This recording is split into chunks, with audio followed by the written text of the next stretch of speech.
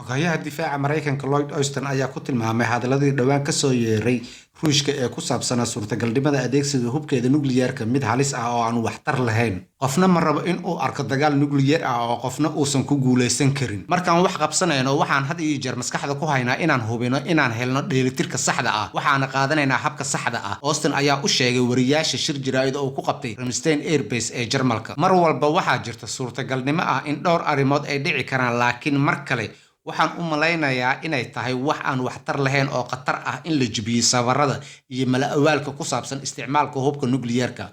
Austin ayaa yiri kadib safar uu ku tagay caasimadda Ukraine ee Kiev isagoo uu wehelinayo xogayaha arrimaha dibadda Antony Blinken. Hadalka Austin ayaa imaanaya kadib markii wasiirka arrimaha dibadda ee Ruushka Sergey Lavrov uu ka digay in dagaalka dalkiisa uu kula jiro Ukraine uu isu rogi karo mid nukliyeer ah. Lavrov wuxuu sheegay dabayaaqadii Isniintii in halista dagaalka nukliyeerka ay hadda tahay mid aad iyo aad u muhiim ah oo aan la dhayalsan karin. Wasiirka arrimaha dibadda ee Ukraine Dmytro Kuleba ayaa sheegay in dalkiisa uu la dagaalami doono duulaanka Ruushka ilaa ay ka guuleysanayaan. Ma lihin wax raaxo ah oo aan ku sameyno wax qiyaas ah oo ku saabsan goorta uu dagaalku dhamaanayo. Kuleba ayaa u sheegay NBC. Waxa uu intaa ku daray, waan dagaalami doonaa ilaa aan ka badino sababtoo ah haddii aan guuldareysano ma jiri doonto Ukraine. Waxaan bixin doonaa qiimaha badbaadada adduunka. Waxaana diyaar u nahay inaan sameyno sababtoo ah sidoo kale waa qiimaha madax banaanideena. Kuleba ayaa yiri. Kuleba wuxuu sheegay in dagaalku si dhaqso ah u dhamaan doono haddii xulufada ay hub badan u soo diraan dalka Ukraine oo ay cunaqabateen dheeraad ah ku soo rogaan shidaalka iyo gaaska Ruushka. Waxa uu sidoo kale ku baaqay in gebi ahaanba laga jaro dhammaan bangiyada Ruushka ee nidaamka maaliyadeed ee caalamiga ah. Guushana waxay noqon kartaa mid aad u dhow sida qof kasta u malaynayo haddii aan helno taageerada dhammaan hubka, gaar ahaan hubka culus, ayuu yiri isagoo magacaabaya howlwadeenada Mareykanka. Haddii sida ugu dhaqsaha badan tan la sameeyo sida ugu dhaqsaha badan ayaan u guuleysan doonaa. Qaramada Midoobay ayaa sheegtay in ay xaqiijisay dhimashada 2729 qof oo rayid ah iyo 3111 dhaawaca gudaha Ukraine tan iyo markii Ruushka uu weeraray dariskoodii hore ee Sofiyeetka 24 Febraayo. Dadka la dilay ayaa Qaramada Midoobay waxay aqoonsatay ugu yaraan 61 gabdhood iyo 73 wiil iyo sidoo kale 67 carruur ah oo aan jinsigooda la garanayn. Xafiiska wakiilka sare ee Qaramada Midoobay ee xuquuqda aadanaha ayaa Isniintii sheegay in tirada dhimashada ee Ukraine ay u badan tahay inay ka badan tahay intaas, isagoo soo xiganaya warbixino dib u dhac ku yimid oo ay ugu wacan tahay iska horimaadyada hubeysan. Hay'adda caalamiga ah ayaa sheegtay in inta badan asaaraha dadka rayidka ah ee la diiwaan geliyay ay sababeen adeegsiga hubka qarxa oo saameyn ballaaran ku yeeshay oo ay ka mid yihiin duqeymaha madaafiicda culus iyo gantaalada riddada dheer iyo sidoo kale gantaale iyo duqeymo xagga cirka ah. Xogayaha guud ee Qaramada Midoobay Antonio Guterres ayaa sheegay in xabad joojin Ukraine loo baahan yahay sida ugu dhaqsiyaha badan kadib markii uu la kulmay wasiirka arrimaha dibadda ee Ruushka Sergey Lavrov. Guterres ayaa ka sheegay Moscow Talaadadii maanta ahayd in shuruudo xabad joojin ah oo laga sameeyo Ukraine loo sameeyo sida ugu dhaqsaha badan. Waxaan aad u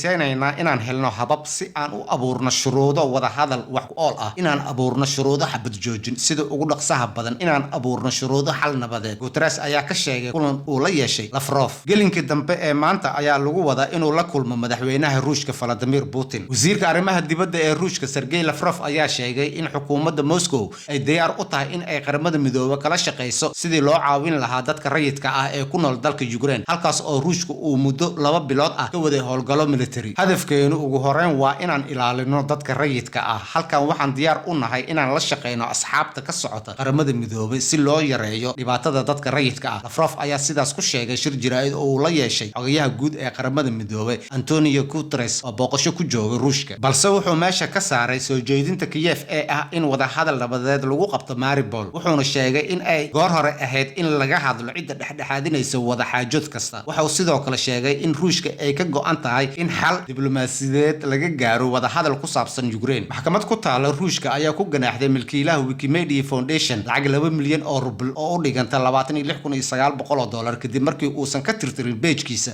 maqaalo Ruushka dalbaday. Wakaaladda wararka ee taas ayaa warisay Ruushka ayaa ka soo horjeesatay qoraalo uu sheegay in ay ku jiraan xog aan sax ahayn oo ku saabsan waxa Moscow ay ugu yeertay howlgalkeeda gaarka ah ee militariga Ukraine.